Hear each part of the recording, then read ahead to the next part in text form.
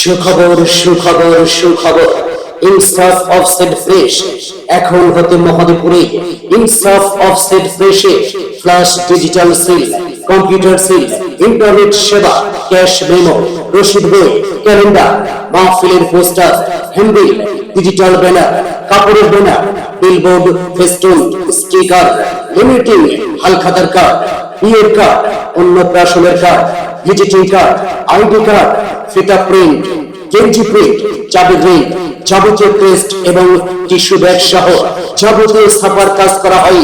তাই আজই যোগাযোগ করুন মোবাইল 01713829463 অথবা 01711927274।